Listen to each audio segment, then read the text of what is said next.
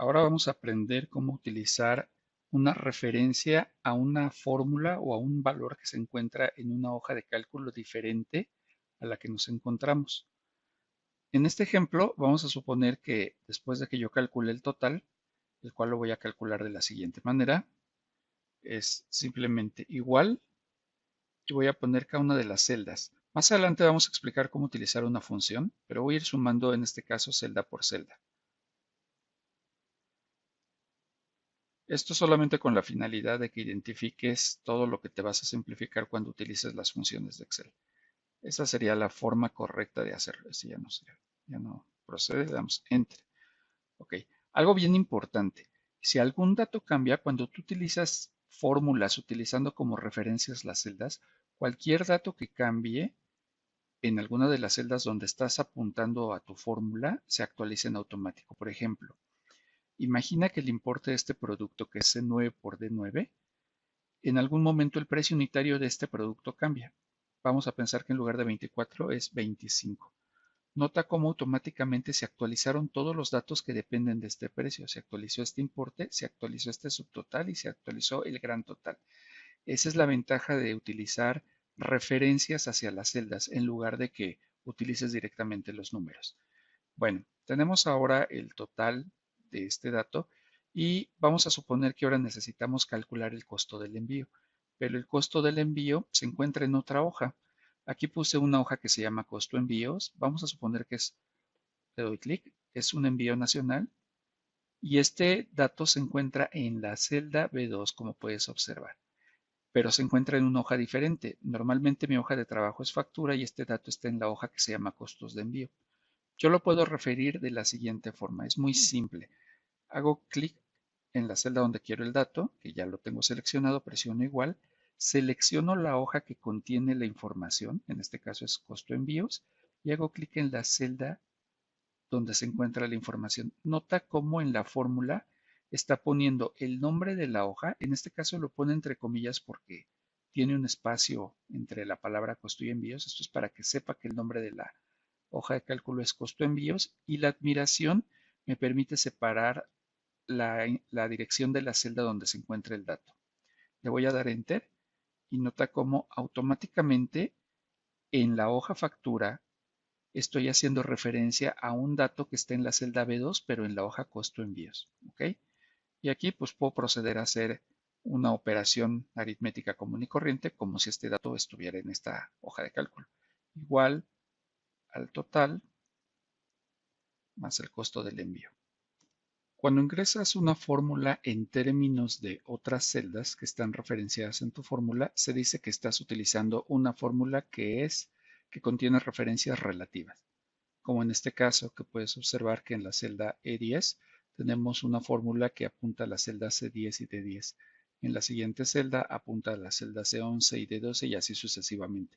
Esto es justamente lo que te permite realizar una copia de una fórmula con el solo hecho de arrastrar este pequeño recuadro. En algunos escenarios vas a encontrar que deseas que una celda se mantenga fija y no se copie. Vamos a ver un ejemplo. En este escenario, imagina que queremos hacer el cálculo de diferentes áreas para diferentes valores de radio, pero utilizando el valor de pi como una constante. ¿Cómo se calcula el área de un círculo? Es igual a pi, que está en la celda B3, multiplicado por el radio elevado al cuadrado. Aquí ponemos el caret y recuerda que el símbolo se imprime hasta que pones la potencia a la cual lo vas a elevar. Y aquí está. Si yo copio esta fórmula, observa lo que va a ocurrir. Estos datos son incorrectos y la razón es la siguiente.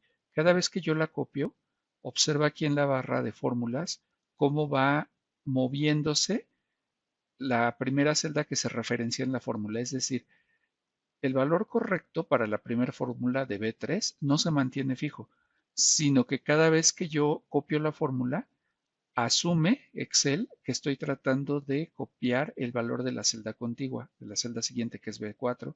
Aquí va a copiar el valor de B5, B6, etc. La forma correcta de hacerla es la siguiente.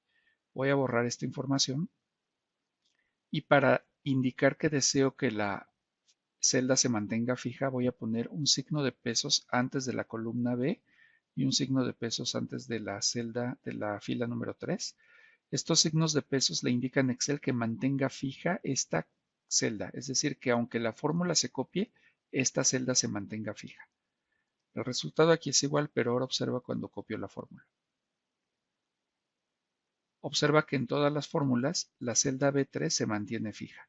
Los signos de pesos le indican que se trata de una referencia absoluta. Otra forma interesante en la que puedes utilizar una fórmula es nombrando un rango. Recuerda que un rango es el conjunto de una o más celdas. Por ejemplo, vamos a suponer que esta celda, la celda B2, tú le quieres dar un nombre, quieres que se llame pi. La seleccionas y en este cuadro que normalmente aparece el nombre de la celda, escribes el nombre que le vas a dar, pi. Enter. De esta manera, cuando tú quieras utilizar esa celda en una fórmula, simplemente puedes referir al nombre del rango. Por ejemplo, igual al valor del área, por ejemplo 22, multiplicado por pi.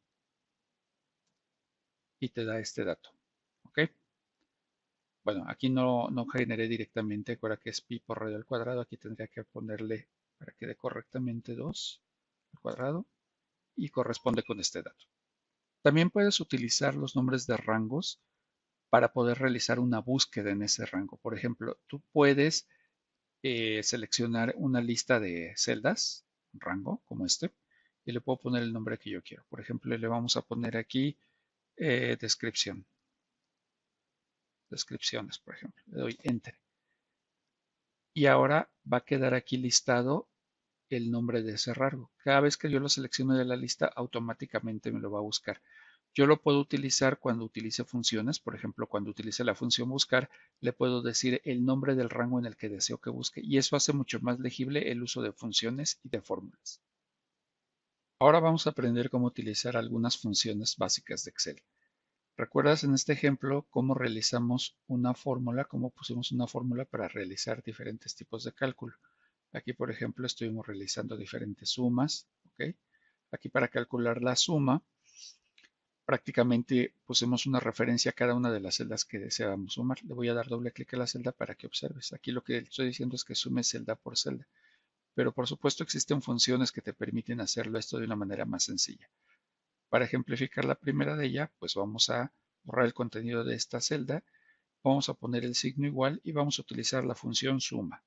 La función suma, todas las funciones requieren que pases los elementos o los argumentos que necesita la función entre paréntesis. Abrimos un paréntesis y simplemente selecciona el rango de datos que desea sumar, el rango de números que desea sumar. Aquí me está diciendo que va a sumar desde I9 hasta, los dos puntos significan hasta I14. ¿Okay? Puedes cerrar el paréntesis si lo deseas o no. Si le das Enter, de todas maneras Excel lo cierra por ti. Observa la función que escribió aquí, igual la suma desde I9 hasta I14. Y aquí me está dando el resultado. ¿Recuerdas que habíamos explicado que existe una función que se llama autocalcular?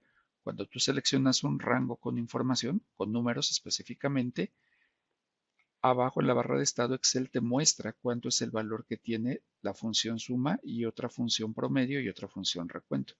Por ejemplo, si queremos calcular el promedio, lo voy a poner aquí, promedio, simplemente para tener una referencia, existe una función con el mismo nombre.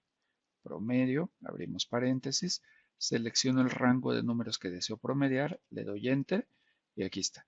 Este 8091.77 es lo mismo que me está reportando aquí en autocalcular en la barra de estado Excel. Otras funciones interesantes, por ejemplo, máximo, vamos a poner el mínimo, y las funciones se llaman igual, max en este caso, abrimos un paréntesis y de todos los números que estoy seleccionando me va a decir cuál es el mayor. En este caso el mayor es 16.530, el cual pues lo podemos comprobar fácilmente. El mínimo, vamos a utilizar la función min, seleccionamos el rango y le damos Enter. El mínimo es el 261, que es este valor. ¿Okay? Y bueno, una forma en la que puedes tener acceso a la lista de funciones es utilizando este botón que dice Insertar función. Este botón te va a mostrar en esta ventana cuáles son las funciones. Por lo general muestra las funciones más comunes o las que has utilizado con mayor frecuencia. ¿ok? Y aquí puedes escoger por categorías otro tipo de funciones. Aquí están todas, pero aquí podemos ver específicamente funciones de fecha y hora, ¿ok? Funciones estadísticas, ¿ok? Por ejemplo, las de fecha y hora son interesantes cuando tú quieres de una fecha obtener específicamente el año, el día o el número de día de un mes, etcétera. Tenemos funciones para todo esto. Las vamos a ver más adelante en otros cursos.